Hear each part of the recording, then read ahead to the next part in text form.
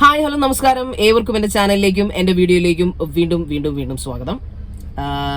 എൻ്റെ മറുപടി കണ്ടിട്ട് ഇത്രയും അധികം ആൾക്കാർ പ്രതികരിക്കുമെന്ന് ഞാൻ പ്രതീക്ഷിച്ചിരുന്നില്ല. അത് പ്രതികരിച്ചാൽ എനിക്ക് വിഷമമൊന്നുമില്ല, ദണ്ണമില്ല. I am so happy. ഞാൻ എൻ്റെ കാര്യം പറഞ്ഞു, ആ നിലപാടിൽ നിന്നൊരു മാറ്റവും ഇല്ല. അത് അങ്ങനെ തന്നെ തുടരുന്നു.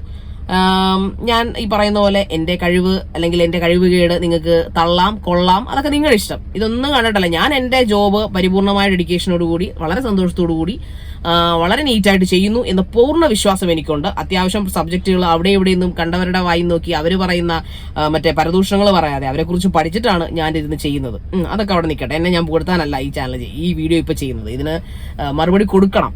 കുറച്ച് പേർക്ക് മറുപടി കൊടുക്കേണ്ടതായിട്ട് എനിക്ക് തോന്നി. വേറൊന്നുമല്ല, ലൈഫ് ഓഫ് അനന്തു. സത്യത്തിൽ അവന് ഒരടി നേരത്തെ സിജോടിക്കെന്ന് കിട്ടേണ്ടതാ. ബിഗ് ബോസ് താരം സിജോ. ആ മനുഷ്യനെ ആവശ്യമില്ലാത്ത പറഞ്ഞിട്ട് അയാളൊരു റിയാക്ഷൻ വീഡിയോ സിജോ ഇരുന്ന് ചെയ്തിരുന്നു. പക്ഷെ അവസാനം അത് വളരെ ക്രൂഷ്യലായിട്ട് പോകും തോന്നിയോണ്ടാവാം, എന്തായാലും അത് രമ്യതയിൽ അവസാനിച്ചു. അതിന്റെ ബാക്കി ഡീറ്റെയിൽസ് ഒക്കെ പ്രേക്ഷകർക്ക് അറിയാവുന്നതാണ് എനിക്ക് തോന്നുന്നു. സിജോയുടെ ചാനൽ ഫോളോ ചെയ്യുന്നവർക്കൊക്കെ അറിയാം. ബിഗ് ബോസ് താരം സിജോ അതൊരു കൾച്ചേർഡായിട്ടുള്ള വളരെ നോബിളായിട്ടുള്ള ഹാർട്ടിലുള്ള ഒരു മനുഷ്യനാണ് Sijo. He's my friend too. അപ്പോൾ എനിക്കറിയാം. അപ്പൊ അന്നോട്ടാണ് ഞാൻ ഈ ലൈഫ് ഓഫ് അനന്തുനെ ശ്രദ്ധിക്കുന്നത്. ആക്ച്വലി ഇവന്റെ വീഡിയോ ഒക്കെ എടുത്ത് കാണുമ്പോൾ ഞാൻ വിചാരിച്ചു കുറച്ച് മൂളയും ബുദ്ധിയൊക്കെ ഉണ്ടെന്നാണ് ആദ്യം കരുതുന്നത്. പിന്നെ പല റിയാക്ഷൻ വീഡിയോ എടുത്ത് കാണുമ്പോൾ നമുക്കറിയാം നമ്മൾ ഈ എച്ചില് കളയത്തില്ല, ഉച്ചിഷ്ടം കളയുമ്പോൾ അത് നക്കി തിന്നുന്ന കുറച്ച് മൃഗങ്ങളുണ്ടല്ലോ. ആ മൃഗങ്ങളെക്കാളും കഷ്ടമാണ് ഇവന്റെ സ്വഭാവം. വേറൊന്നുമല്ല, നമ്മൾ ചവച്ചു തുപ്പുന്ന കണ്ടന്റുകൾ അത് താഴെ നമ്മുടെ വായുടെ താഴെ വന്നിരുന്ന് പിടിച്ചെടുത്ത് അതിനെയും കണ്ടന്റാക്കാനുള്ള ഗതികെട്ട അവസ്ഥയിലാണ് അനന്തു എന്ന് എനിക്ക് അറിയത്തില്ലായിരുന്നു അനന്തു. So seriously.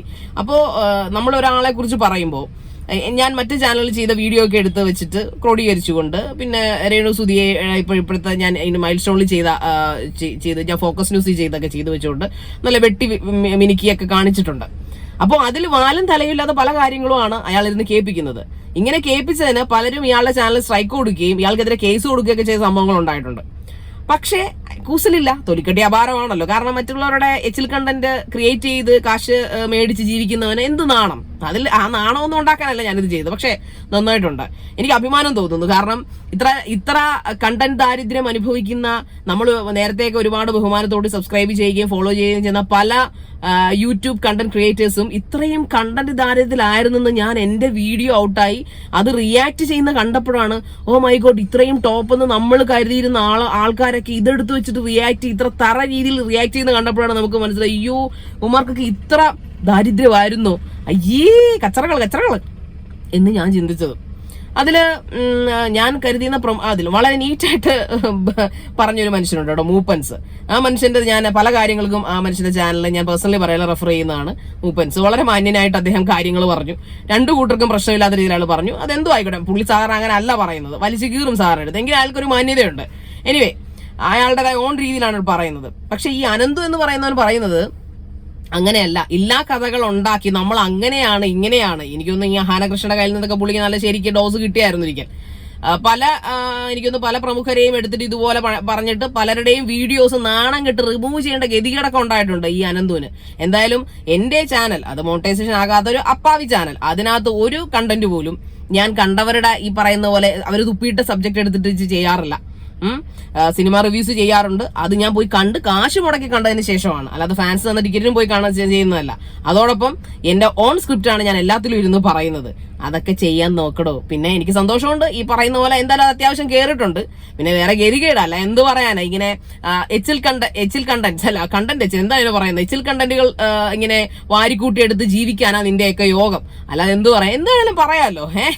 പിന്നെ ഞാനിപ്പോ എന്തായാലും നിനക്കൊക്കെതിരെ ഡിഫമേഷൻ കേസോ അല്ലെങ്കിൽ ഈ പറയുന്ന പോലെ സൈബർ ബുള്ളിങ്ങിന് പരാതിയൊന്നും കൊടുക്കാൻ പോകുന്നില്ല. കാരണം നിന്റെയൊക്കെ സ്റ്റാൻഡേർഡ് കണ്ട് ഞാൻ സത്യത്തിൽ ഞെട്ടിപ്പോയി.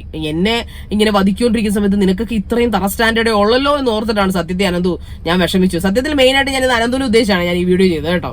ലൈഫ് ഓഫ് അനന്തു നന്നായിട്ടുണ്ട്, നല്ല ലൈഫാ. കുറച്ചുകൂടെ കഴിയുമ്പോൾ ഫ്രണ്ടിൽ പല്ലടിച്ച് ആരെങ്കിലും കളയും. അപ്പൊ തൊപ്പിയുടെ ഒപ്പം മാസ്കും കൂടെ വെച്ചിരുന്ന് ഇങ്ങനെ ഇരുന്നു എന്ന് പറയാം. അപ്പോഴെങ്കിലും അന്തസ്സോടുകൂടി സ്വന്തം സ്ക്രിപ്റ്റ് വെച്ച് ചെയ്യൂ മനുഷ്യ.